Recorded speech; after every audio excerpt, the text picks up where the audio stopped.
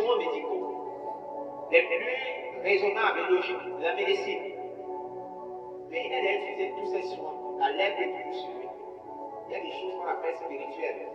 Quand une maladie spirituelle arrive chez toi, si tu n'appelles pas Dieu, cette maladie va te tuer. Quoi les médicaments? Les médicaments vont commencer d'abord par détruire ton estomac. Parce que les médicaments ne partent nulle part. Ça reste là dans l'estomac, le démon les bloque à l'estomac. Ça commence donc à détruire ton estomac.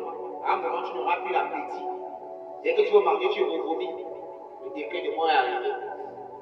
Tu commences à maigrir. Et ton cœur, tu meurs. Il y a des maladies qui ont des charges spirituelles négatives. On appelle les démons. Dieu ne t'a jamais demandé de chasser les médecins. Il n'allait pas à l'hôpital. Mais il te dit qu'il y a certaines maladies que le médecin ne peut pas guérir. Ne peut pas déranger le médecin avec. Si tu pars à l'hôpital, vas-y aussi en prière. Sinon, à un moment, le médecin va te dire comment. Tu veux dire que mes rêves ne sont pas bien. Tu ne soignes pas les gens avec les rêves. Ta part là, c'est quoi? Cherche Dieu.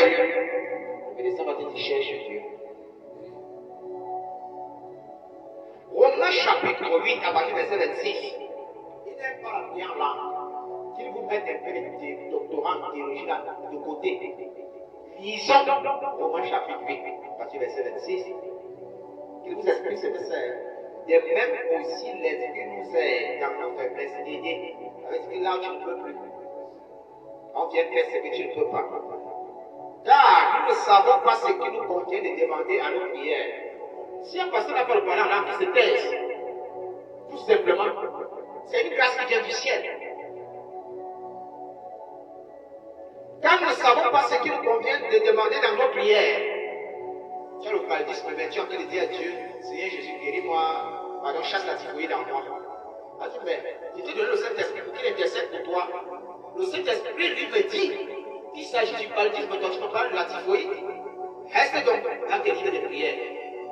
Quand nous prions en langue, Dieu écoute. Il y a des gens qui ont le don de déflecter les langues. Demande donc à Dieu ou bien à ton pasteur le don de déflectation des langues. S'il ne comprend pas, et s'il n'a pas ça, donc dis-lui que ton frère, tais-toi. Ton doctorat, là, pourquoi ça ne devrait pas se donner la main? Tu as un problème, tu as un constipé spirituel. De même aussi, l'Esprit nous aide dans nos faiblesses. Quand nous ne savons pas ce qu'il nous convient de demander dans nos prières, mais l'Esprit lui-même intercède par des suppliques inexprimables. L'Esprit lui-même parle en mots. Quand je parle là, l'Esprit même prend contrôle de ma bouche. Parce que je ne connais pas les problèmes de son peuple.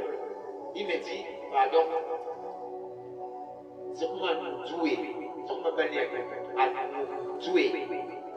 Comment il me reçoit pour problème, il dit, ah papa, utilise alors Yorakahatsa, Ososaraka Yorakahatsa.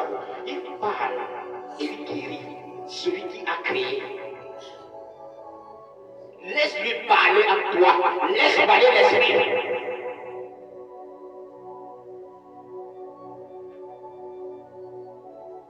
Et quelqu'un te dit, laisse parler le diplôme.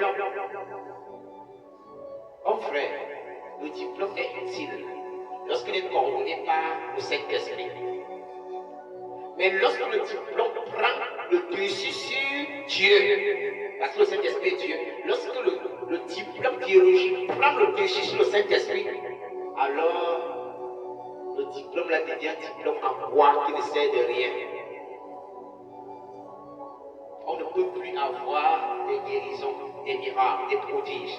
Même la parole de cette personne va annoncer aux gens que ce sera une parole morte. Pourquoi on appelle parole morte? Si les gens qui s'enlivent, viennent s'asseoir, lui, il va commencer plutôt à parler de l'impudicité, il va commencer à parler des rapports sexuels, malsains. Peut-être que tous ceux qui sont arrivés sont des hommes mariés fidèles à leur femme. Ils vont dire, mais celui-ci, il parle de quoi? Il parle ici de l'infidélité, tous ils sont fidèles ici.